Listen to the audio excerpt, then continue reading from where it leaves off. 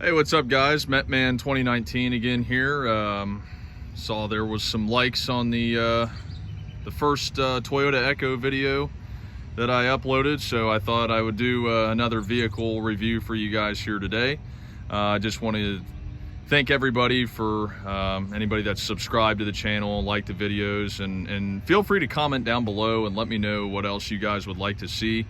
Hopefully you guys enjoy this video and there'll be more to come.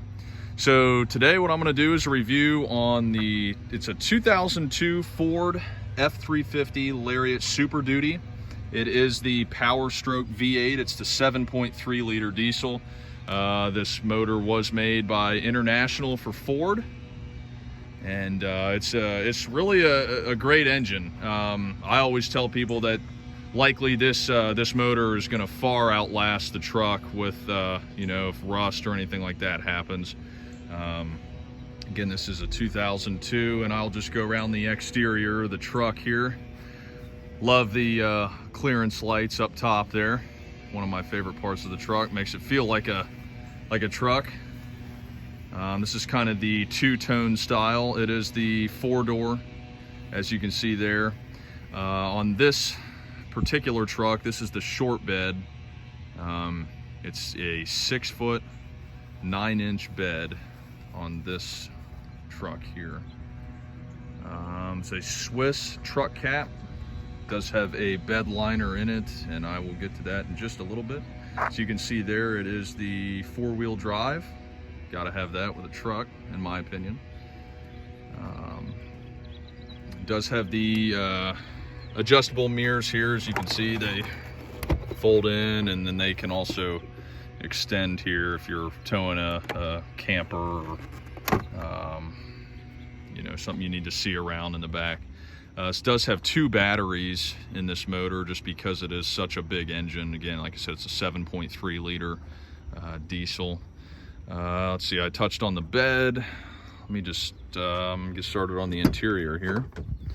It's got leather interior with the wood, kind of the wood trim here. Power everything, mirrors, windows, locks.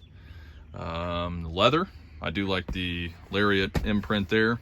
The steering wheel's kind of, I don't know, I don't want to say damaged here, but it's got some wear and tear on it. But a little TLC will fix that. So we get up in here. I like all the cup holders. You got 2 here, you got 2 here. This is your dash. What this is here is you can actually turn off. There's a rear parking sensor, and this will tell you as you're backing up. I'm sure a lot of you are familiar with that or have driven cars with that on it before, but if you never have, the closer you get to an object behind you, the faster that will beep. And some people find that annoying, so you can have the option to turn that off there. This is your switch for 2-wheel drive. You have 4-wheel high and 4-wheel low. Pretty standard there with any truck. Just another cubby space here.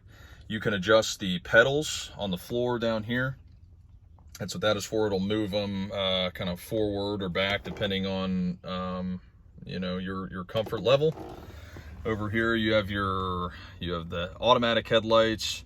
You can turn them on manually, and then if you pull this switch, the fog lights will come on. And then this is the back kind of the backlight dimmer for the lights up here when you're speedometer, when you're kind of driving at night. Let's see, I'll go over this up here after I put the key in the ignition. Some sunglass storage here, and then more storage up here. You got your standard glove box over here, just got some tools and stuff and whatnot in there. More storage here, gum and coins and whatnot, but kind of hard to tell on video, but this is actually fairly deep. I would say that's probably about 12 inches or so. As you can see, my forearm's all the way down in there. Let me go to the back seat here real quick. Oh, and before I forget, on the side here, again, does have power seats. This is obviously the back of the seat, but as you can see, it adjusts there, then up and down, and lumbar support, and then it's also got heated seats on the 2002. So let's let's jump to the back seat here real quick. Again, wood trim, power seats. You have the ashtray down there, which yeah, you almost feel like in some newer cars it's actually kind of going away. You don't see that as often anymore, but still have it here on the O2. Lots of leg room. Sorry, I apologize for these items in the back, but lots of leg room here in the back. And then these seats actually fold forward, if I can do it here with the phone in my hand, for some storage behind the seat here. So there's a lot of storage in this truck. There's you really shouldn't have any issues storing anything inside the vehicle. Shut that. You got your armrests right there. And let's see what else. This is a 1 ton. The payload is 2,000 pounds, and I believe the towing capacity, some of you guys maybe correct me if I'm wrong, but it's you know, there's a hitch there, but or the axis for the hitch, but I believe the towing capacity is right about 12.5 or right around 15 maybe, and I apologize, I don't have that number right off the top of my head, but let's put the key in the ignition here and start this puppy up. Then on the steering wheel here you have your cruise control and your on-off switch. Now, with this being a diesel engine, if anybody's not familiar, over here, sorry, that looks real dirty on the dash there. That light there at the top that kind of looks like a coil is your glow plug indicator, and you can see it just went off. And for anybody that didn't see it, I'll turn this on again so you can see it. And there it is. Once that goes off, you're good to start the truck. Basically, a diesel engine, the way it runs, it's such a big engine, it needs to be at a certain temperature before the truck starts, and that glow plug indicator ensures that the temperature is correct and is warm enough for the engine to start. And with it being as warm it is right now, it's probably about 75 degrees here, so it's not going to stay on for very long. But if it was super cold out, that might take longer to turn off, and it might be a little bit rougher on your engine when it starts. But as you can see up here, this is what I was talking about. So it's got your gas mileage or fuel mileage in this case. And you can kind of toggle through here what mode. You have your, obviously the direction to travel here, and then miles to empty. Temperature, I was almost right, it's 79 here. And you can turn it off. And then to reset, as it says here, you hold these together. Obviously I'm not moving, so it's not gonna update quite accurately, but hold it together and it should reset to, I'm assuming 0, yep. And there it resets to 0. And then when you start your drive, it'll update as needed and update accurately. So let's give this guy a start here. Oh, and also just over 81,000 miles on this truck here. So it's just got next to nothing on it. It's like, again, as far as this motor goes, this motor will last, most likely outlast the life of the truck. So we'll start her up here. Fires right up.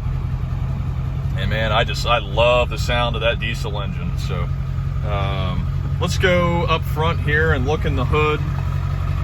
You guys just heard a start of the engine there. I'll try and speak up. I know this can get somewhat loud, but show you the exhaust first, and then we'll move up towards the engine. It doesn't have any special exhaust, just the stock exhaust on it, but I always tell it's got a little bit bigger tailpipe on it, kind of the underside of the truck there. It is somewhat rusty, and but overall it's still in fairly good shape. See the Ford mud flaps there. Let me pop the hood for you here.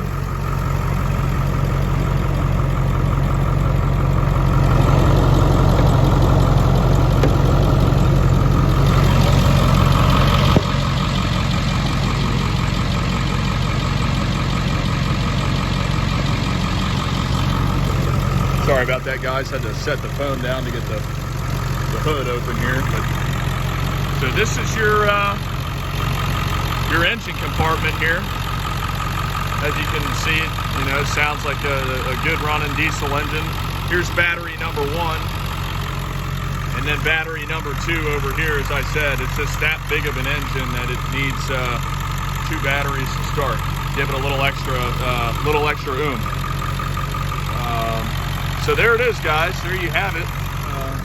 Like I said, this is the 2002 F-350 4-wheel drive Super Duty. It's the V8 diesel 7.3 liter engine. Guys, all I ask is some honest feedback on this video. If you do like this channel and you like this video, just like and subscribe to my channel and let me know what you guys want to see, and I will get it up there as soon as I can. Thanks, guys.